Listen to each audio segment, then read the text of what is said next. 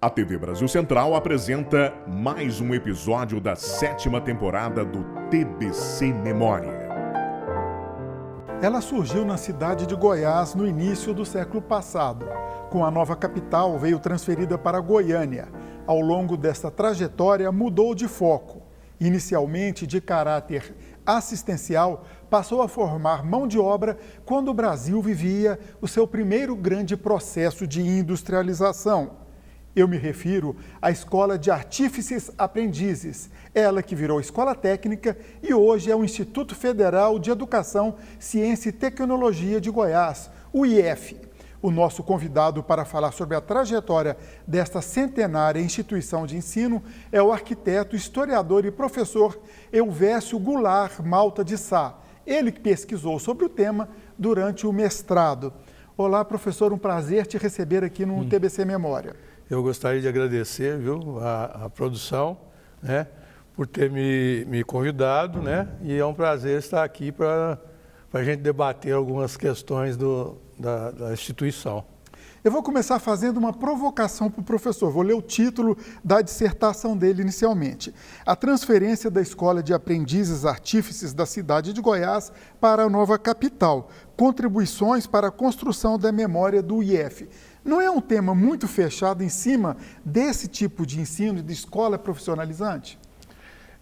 O título, na realidade, ele tem a ver com uma trajetória minha particular, mas um interesse muito amplo, né? Porque desde o início, quando eu comecei a pesquisa, não tinha muitas informações a respeito dessa passagem, da transferência, e poucas também com relação à escola em Goiás, a Escola de Aprendizes Artífices. Então, o que acontece?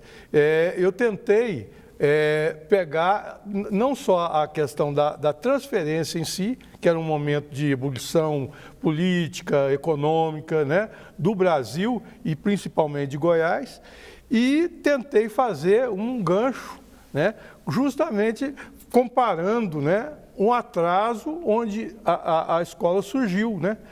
O Brasil, naquela época, ele praticamente não tinha indústrias e poucas manufaturas, só nas cidades maiores.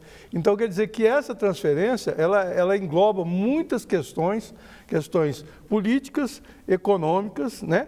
Educacionais, e isso aí está dentro disso que eu falei. Do trabalho, né? Do trabalho. Professor, vamos voltar no tempo, então. A cronologia, 1909, é criada na cidade de Goiás a Escola de Menores Aprendizes, né? Que foi criada em todo o Brasil, o governo Nilo Peçanha.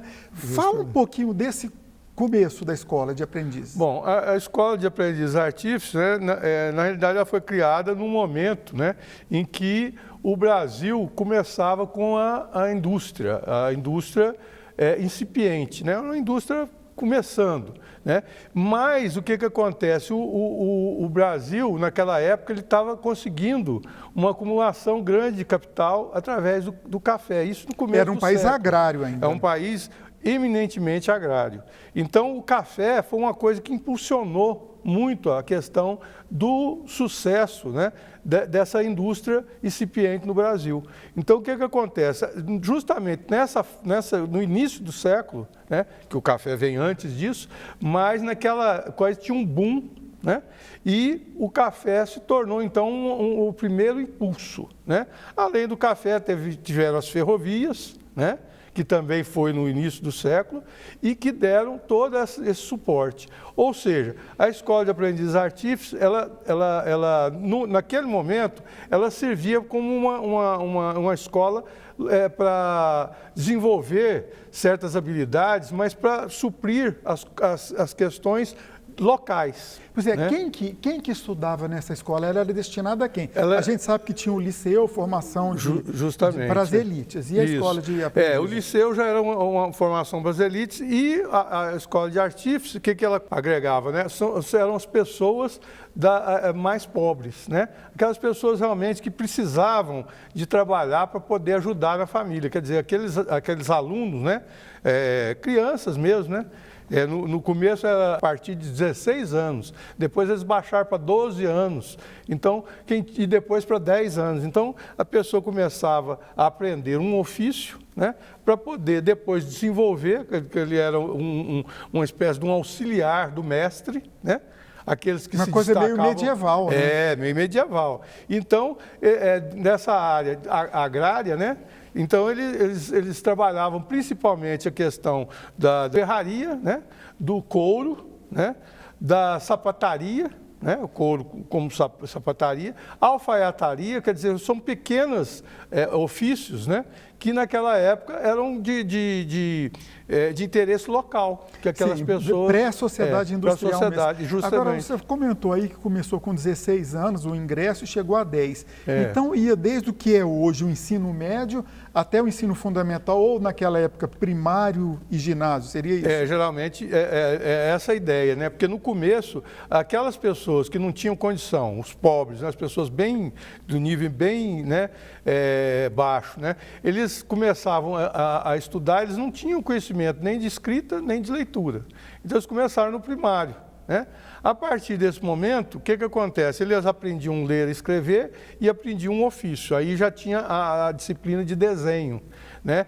Que era um suporte para o ofício que eles queriam exercer. Então, se era sapataria, tinha o desenho voltado para... E continuou isso até na escola, né, na escola técnica, aqui em Goiânia. Tanto que eles mantiveram alguns cursos no começo. Depois, eles ampliaram ou modificaram esses cursos, que a gente pode falar posteriormente. Sim, e ainda ficando nesse período da cidade de Goiás, que ela veio para Goiânia no começo dos anos 40.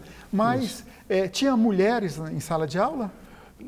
As mulheres, na realidade, elas entraram só no segundo ano de funcionamento da escola. Isso já em Goiânia? Já em Goiânia. Quer dizer, na cidade de Goiás... Na cidade de Goiás não era só para meninos mesmo, né? E também, olha só, era uma coisa tão fechada em termos assim, do público-alvo, que além da questão da pobreza, né, a questão de ser masculino. Então, até os professores, a maioria eram professores de oficinas, né? Então, esses professores de oficinas eram todos homens.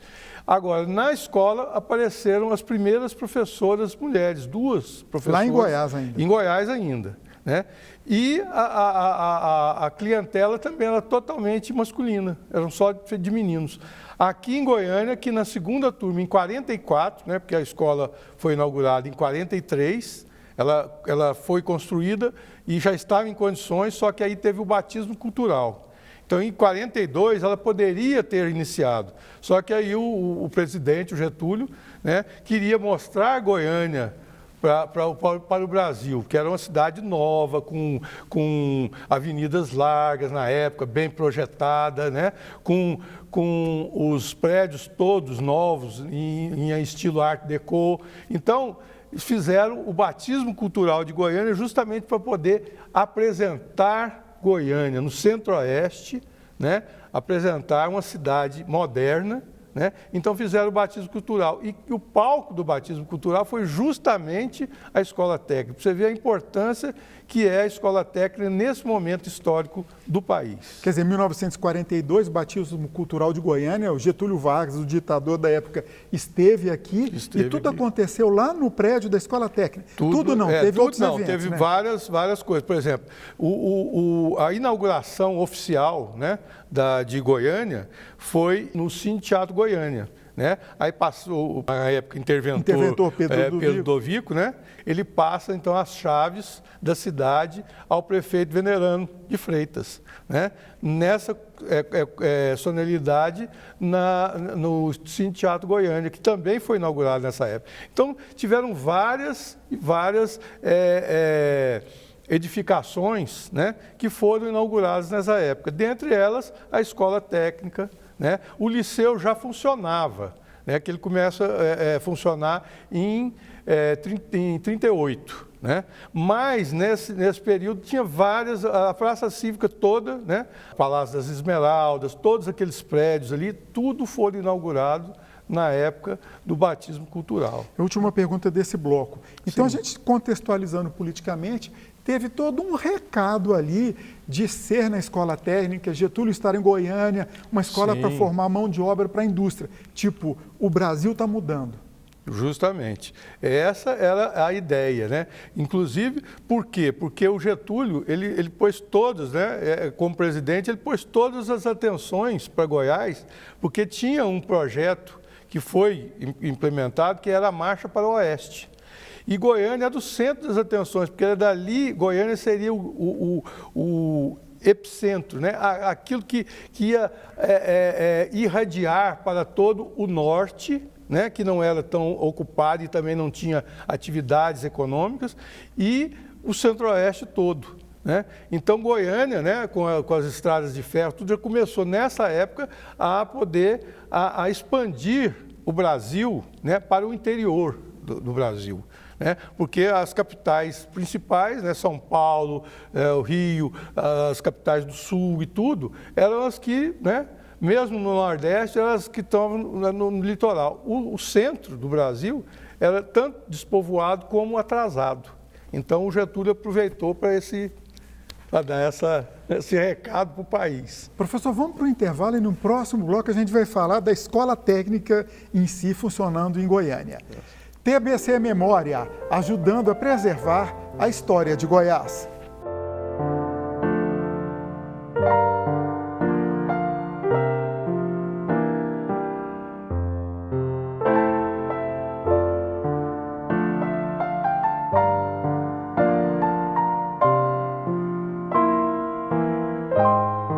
O TBC Memória conta a história da Escola de Aprendizes Artífices, criada na cidade de Goiás em 1909 e que hoje é o Instituto Federal de Educação, Ciência e Tecnologia de Goiás.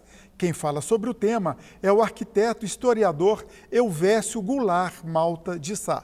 Professor, no bloco passado nós contextualizamos historicamente e já entramos um pouco na fase goiânia da escola. Pois bem, a mudança tinha todo esse interesse político, de processo de industrialização do Brasil. Mas como era a rotina da escola? Como ela chegou aqui? Quadro de professores, só masculina ainda? Bom, a escola ela começou em 43, né? Os alunos vieram de Goiás para cá, alguns, né? E é interessante a gente falar, a clientela da escola técnica, né, era uma clientela com um nível melhor, né, em termos econômicos. Mas, mesmo assim, ela era de classes pobres, né, de trabalhadores, né, que não tinham grandes posses e que tinham a expectativa de mandar os filhos para estudar. Né? E como eles não tinham dinheiro, quando surgiu a escola técnica, eles falavam, vamos mandar os filhos. Então, no começo da escola técnica, tinha muita gente de fora de Goiânia, né? Mas do estado. Então, um dos critérios, né, para poder entrar na escola, além da questão do exame, porque na escola de aprendiz artífice não precisava de uma seleção, um exame, né, para poder entrar, poder frequentar a escola. Mas já em Goiânia já teve essa exigência. Né? Então tinha uma espécie de um vestibular, né, que a pessoa tinha que prestar. Seria o famoso e antigo exame de admissão? Exame de admissão, justamente. E aí o que acontece? Essas pessoas vinham para cá, né, no começo financiado pelos pais, mas aí o que acontece? Eles não tinham condições de estudar e trabalhar, porque era um ensino de tempo integral, né? Começava de manhã e terminava de tarde, no final da tarde. E o que acontece? Como eles não tinham como trabalhar, né? Eles tinham que ter um lugar para ficar, né? E os pais não davam conta de arcar com a despesa. Então foi feito, já pensado, a maioria das escolas técnicas tinham um regime de internato. E tinha alguns critérios, né, que fosse de Goiás e que tivesse que passava pelo exame, né, e tinha que passar com notas boas.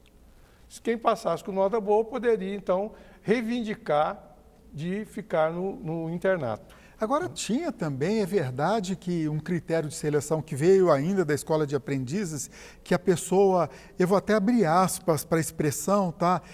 Não podia ter defeito físico nem mental? É verdade isso? Havia uma eugenia? Existia isso realmente, né? Desde a escola de aprendizes artífices, o que acontece? A pessoa ela passava por uma avaliação mental e também física, né? Ela não poderia ter nenhum tipo de defeito que dificultasse, no caso, exercer um determinado ofício. Então, tinha essa discriminação, que eu acho uma discriminação que, para a época, não era uma coisa assim chocante, mas que hoje a gente questiona isso, né? Então, realmente tinha isso. Agora, outro ponto que eu acho que a gente não comentou no primeiro bloco, mas desde lá de Goiás ela nunca foi paga, né? Sempre foi um ensino gratuito, diferente, por exemplo, do liceu. Sempre foi um ensino gratuito, né? Inclusive, na escola de artífices era gratuito, mas tinha uma série de coisas que faziam com que a escola, os próprios produtos manufaturados, né, ou manufaturados ou feitos pelos alunos, eles eram comercializados. Na escola técnica, os alunos não podiam trabalhar, então eles tinham que ser financiados pelo governo, né? E por isso o ensino também sem contribuição, sem pagamento. Você falou que os alunos eram internos. E uma curiosidade, o diretor morava lá, era xerifão mesmo. Sim, precisava de uma pessoa que ficasse, porque a gestão no IF eram poucas pessoas que geriam a escola, né? Tinha a figura do diretor, que esse era o principal gestor, né, e é o que mais as pessoas falavam. Todas as entrevistas eles falam, contam histórias do diretor e tudo. Ele morava com a família, né, com a esposa, com os filhos, com as filhas, que inclusive uma depois fez a escola técnica, né, inclusive um curso para homens, né, que eram considerados curso para homens, curso de mecânica, por exemplo, e uma das filhas do diretor, ela fez o curso, né? E a questão, por exemplo, dele viver na escola era muito por isso, porque os problemas que aconteciam por ser internato eram problemas que aconteciam 24 horas. Eram, às vezes, alunos que se adoeciam, então tinha que ter uma pessoa, tinha médico na escola, a escola tinha médico. Esse período de internato durou muito tempo? Ele durou durante até praticamente a década um pouquinho depois da década de 60. E quando ela vira autarquia, em 59, eu acho que aí, no caso, ela já estava mudando um pouco essa questão da filosofia dela do internato, né? Para poder suprir algumas necessidades daqueles alunos que eram mais carentes, né? Agora, uma opinião sua, como arquiteto também que você é, né? O conceito da escola, 4 prédios assim, um pátio no meio, tem um pouco daquele conceito de panóptico do Jeremy Bentham, de vigiar, ou seja, até porque ela veio para cá no Estado Novo, né? Sim, essa é uma concepção que era uma própria do momento político, inclusive, né? A questão de você ter o controle das instituições, né? Então, o diretor, para controlar melhor a escola, né, ele tinha, né, a diretoria era centralizada, né? Tinham 2 portarias, né, entrada para visitantes, porque a escola tinha muitas atividades em que os pais, os parentes, a sociedade participavam, né? Tinha teatro, festival com música, né? Uma série de coisas extracurriculares, né? Extra-classe, né? Curriculares, mas extra-classe. E essas atividades, então, exigiam 2 portarias. A centralidade do diretor também era para vigiar. E a forma da edificação era a forma adotada na maioria das instituições de educação no Brasil naquele momento. Por quê? Porque era uma maneira de você proteger e de certa forma, é uma estrutura que funcionava para você vigiar o tempo inteiro os alunos, né? Um pátio grande no meio e que você estava sempre olhando ali e vigiando as atividades, né, internas dos alunos ali. A gente conversou por alto sobre os cursos oferecidos aqui. Era curso de torneiro mecânico, curso profissionalizante para servir de mão de obra para a indústria que estava chegando no Brasil. Justamente. Discorra um pouco sobre esses cursos oferecidos. Bom, os cursos alguns cursos vieram da Escola de Aprendizes Artífices para cá. Eram aqueles cursos que no início, que dividiu a escola, era dividida em 2 ciclos, né? O ciclo básico, tá? Ciclo básico industrial e o técnico industrial. Básico industrial e técnico industrial. Seria o que hoje? Seria o ensino médio? Não, bom, o técnico sim, o técnico industrial seria equivalente ao ensino médio. Só que parece que era em 4 anos, né? O ensino, sim, em 4 anos, e o outro em 3 anos. Que seria o início, né? O começo do primeiro grau, né? No caso. Aí, nessa época, o que aconteceu? A escola herdou alguns cursos, né? Vieram para cá, porque eram cursos que, apesar de lá justificar pela localização, né, por não ter muitas atividades, né, eles vieram, que era justamente esse trabalho em couro, né, alfaiataria, né, e depois foram ampliados esses cursos, né. Mas no começo, o básico eram esses cursos mais próprios da escola de artífices, né. E o do técnico já eram curso de edificação, curso de mecânica, né, mecânica de motores e eletrotécnica. Então já eram cursos mais voltados para as atividades industriais, atividades urbanas, né, e o outro nem tanto, né. Você comentando aí, eu analisando aqui, pegando a escola de aprendizes, passando para a escola técnica e hoje o sucessor da escola técnica é o Instituto Federal, né? Ao longo da história ele veio se adaptando à realidade econômica e social do Brasil. Sim, né? Veio se adaptando e mudando, inclusive, de denominações, né? De nomes, né? Primeiro foi a Escola Técnica de Goiânia, tá? Antes dela ser autarquia, que foi até 59. Em 59, ela vira Escola Técnica de Goiás e vira autarquia, quer dizer, vira uma instituição federal. Não que ela não fosse federal, mas ela, no caso aí, ela tinha algumas influências da municipalidade ou do estado, no caso. E depois ela passou, então, a receber todas as orientações, né? Tanto pedagógica quanto administrativas, tudo da esfera federal. E isso em 59. Depois, em 1999, ela passa a ser Cefet. Aí é Centro de Tecnologia. Já houve uma mudança considerável da Escola Técnica de Goiás para o Cefet, né? Que era um centro tecnológico. E, por fim, né, em 2008, né, ela vira, então, Instituto Federal, né, Tecnológico Federal, né, de Ciência e Tecnologia. Inclusive com o ensino superior, né? Inclusive com o ensino superior. Aí ela passa a ter, porque antes tinham os cursos tecnológicos e depois já veio, então, o ensino superior, né? Não só da área técnica, mas tem pós-graduação também, né? Nessa fase agora do Instituto Federal.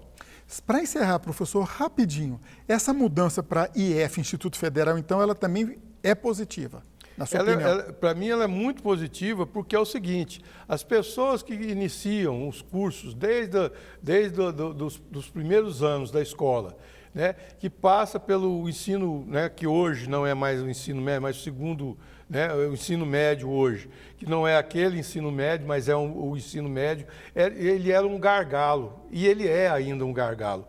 Numa instituição em que você tem toda a trajetória para o aluno, é muito mais tranquilo. Por quê? Porque ele vai trabalhar e ele vai optar por as áreas que ele gostaria de fazer.